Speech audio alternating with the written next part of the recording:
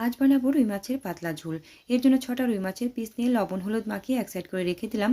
এবার গরম তেলের মধ্যে মাছগুলো দিয়ে উল্টে পাল্টে লাল লাল করে ভেজে তুলে নিলাম। এবার সেই তেলের মধ্যে 3টে আলু কেটে রেখেছিলাম, আলুগুলো ভেজে নিলাম।